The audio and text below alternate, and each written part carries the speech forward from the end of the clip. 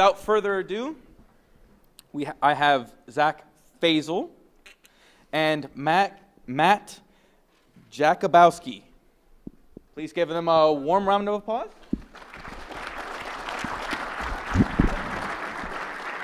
Already? This is PCI HIPAA and you, right? Can you guys hear me on this mic because I don't hear any feedback? No? Barely. Here, no? Try this one. Use this one. Let's get a little slack in here. Got it? Sweet. Yeah, now I hear myself, which isn't a good thing. So before I get started, I made a drunken promise, and I'm a man of my word. So a buddy of mine who I met in the bar last night has a first-gen iPhone he would like to sell, and this is the perfect market for it. $150, Twitter T Kimball, Kimball. Yeah, I stand up to my promises. I was drunk. Anyways, moving on. PCI HIPAA and you, we're going to get started with femtocell insecurities. I figured we'd scare off the people who were just kind of casually poking their head in. Hi, I'm Zach Faisal. This is Matt Jakubowski. Jaku. So, Lord. Cool.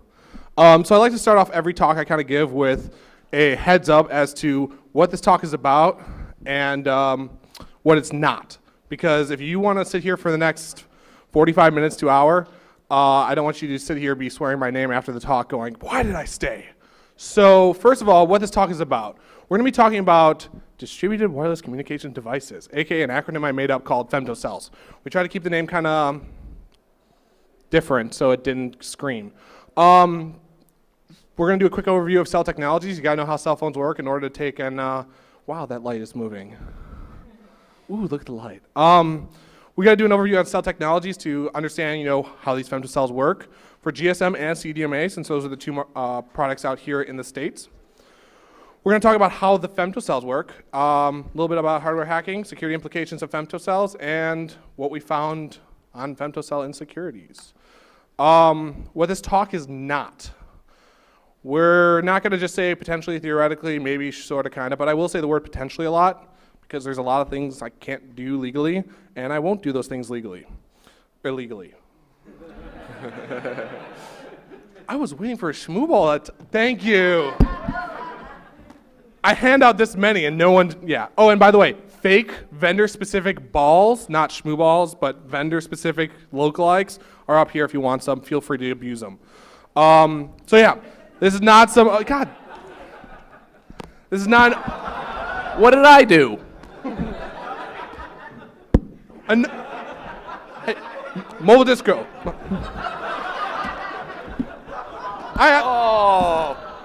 And that's it. I'm out.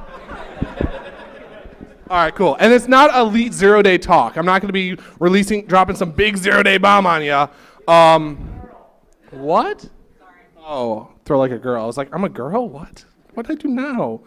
We're not going to talk about how to cross into gray areas of the law, and this is not our old talk, Gentleman's Agreement Part 2. Most importantly, this is not a sales talk brought to you by Trustway Spy Labs, leading source of security services and products with over 9,000 served. I'm moving on. So who we are and such. Hi, I'm Zach Faisal. I'm breezing through this slide very fast because everyone hates these slides, but they're necessary in a PowerPoint. I'm going to drag mine Thank you. Jaku's going to actually talk about himself. I'm Matt Jakubowski. I work at TrustWave. Don't throw smooth balls at me. All right, and on a serious note, though, if anybody knows where McDonald's gets their McRibs, please let me know. Where in Chicago? I know they're in Chicago. He wants a bulk supply. I want a bulk supply. All right, and last and final plug. I'm sorry, these have to get done. No, they don't. But ThoughtCon, me and Jaku are helping run it with two other awesome people. We're having a HackerCon in Chicago in a bar, kind of off of You Shot the Sheriff, which is also an awesome con. If you're ever wanting to go internationally, head out to YSTS. April 23rd, Chicago. We won't be disclosing the location unless you buy a ticket. No tickets at the door, obviously, for that reason. It's going to be a bar somewhere in the city, available by public transportation. Come on out. Here's the people we got talking. As you can see, Heidi and Bruce are making their way out, and a few other awesome people. And a few people who have never talked before, which is kind of cool. So it's a good mix. And if the talks suck, you can drink more. So, again, last obligatory slide. Don't be stupid. Cool? Some of the stuff we're talking about today, if you push it further and further and further and further and further, could be used to violate FCC, other federal, local, state laws, etc. You don't want the Verizon guy jumping out of a helicopter saying, "You've been served, can you hear me now?" So don't be stupid. So yeah, we're gonna really quick talk about the cell technologies here in the States, because that's what I care about. I live here in the US. I know, very American of me, right? Just to bring you up to speed really quick. So really in cell architecture, there's 3 major points. You got your mobile station. Again, there's all these sub points, but I don't have time to go through all of them. So you have your mobile station, your base station subsystem, which is your radio towers, your radio tower controllers, etc. Excuse me. And then your network and switching subsystem. This is kind of the back of house, you know, back at the data centers and the regional areas that actually connects you to the POTS networks and the data networks. Those are the 3 major parts of a cell architecture. Don't get me wrong, there's more sub parts for each of the individual parts, and there may be more additional major parts, but this is what we care about for femtocells.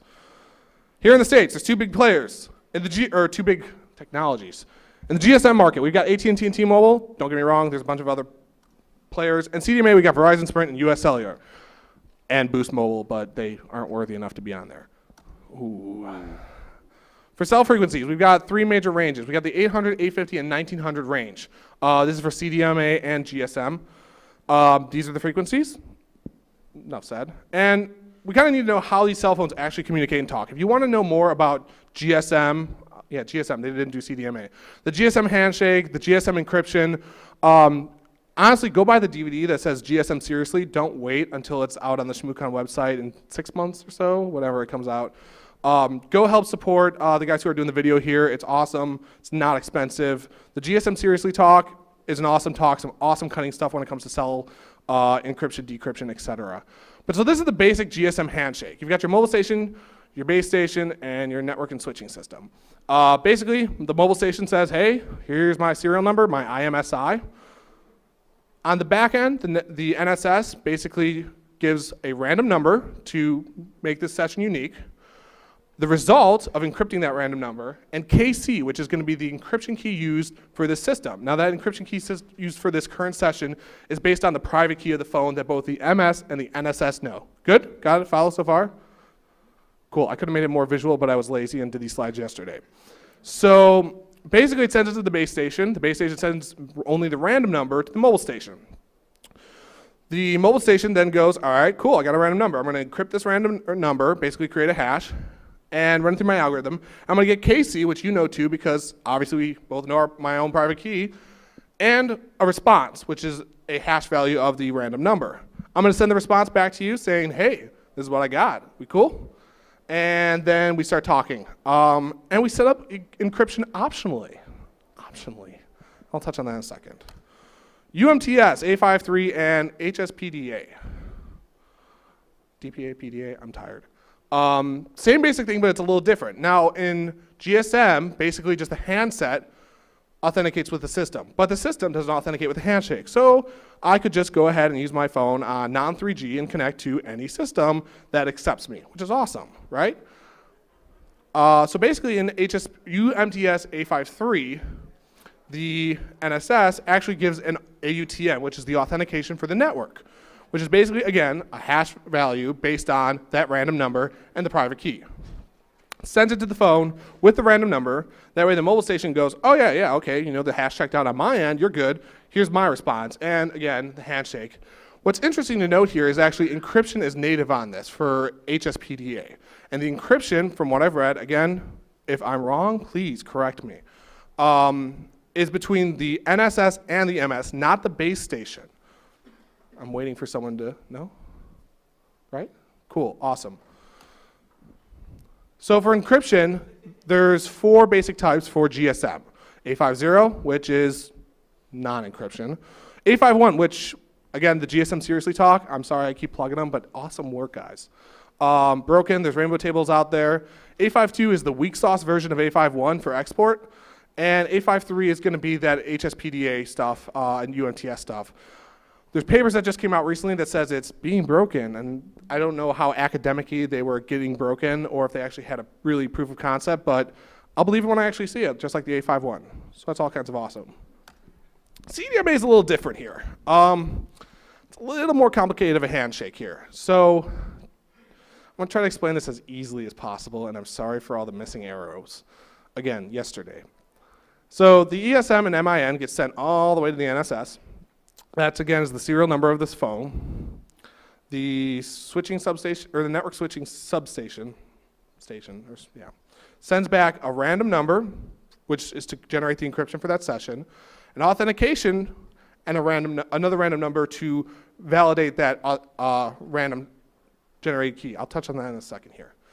Sends the random SSD to generate the encryption key, sends a random number, it responds back with the auth-u, which is the response using that new generated random encryption key, and then the data is encrypted there.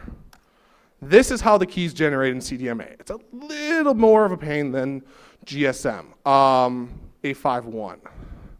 So basically, this is where you can see all the things that the RAND SSD goes into this key generator, along with the ESN and the A key, which is the private key of the phone, whirls it all up, gives you the SSD, which gives you two parts, and then the 64-bit auth-u is what the response actually is. I know it's confusing, but it's just we got to get through it just to touch on it.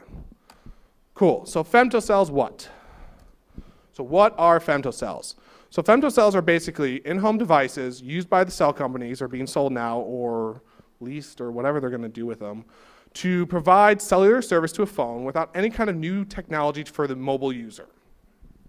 Basically, the three big players here in the US have done them to basically, if you're sitting in the middle of the 10th floor of a building in a data center with concrete walls on all sides that are 6 inches thick, you're not going to get cell service in there, obviously.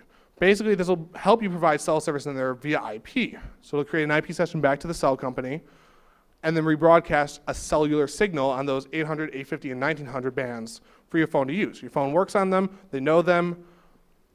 The femtocell helps you be able to then use the service without having to get a new handset like the, I believe it's T-Mobile that does the Wi-Fi based one, which is kind of cool.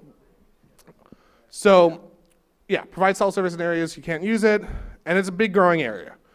So how growing? There's a report out by the ABI research study, which says there will be 32 million femtocell access points worldwide. They also call a femtocell access point a FAP. FAP. I don't know how much I trust them. Purely on that reason, I don't trust them. But so basically, it's kind of interesting numbers, and I don't know if I believe that yet based on the way the market's going so far, but it'll be interesting to see where it goes. I'm not going to say it's not going to hit that number. I'm not going to say it is. We'll see in 2011. War is beginning. But there's another big, everyone wants a piece of the share, including Magic Jack. Now for 1995, all you have to, they're trying to do a femtocell, and I'll touch on that in a second, and the scary things with that. So what does the consumer see with a femtocell? What do they actually care about? How do I plug it in, and how does it give me my phone? Basically, you plug it in your network and give it power, and it does all the handshake stuff for you. But how does it actually work that we care about? So basically, this is the slide from Samsung's version of it. This is how their cellular system works, or femtocell system works. Basically, the femtocell, which in Samsung's world is called the Ubicell, acts as the BTS and BSC of the BSS, the base station, the radio towers, right?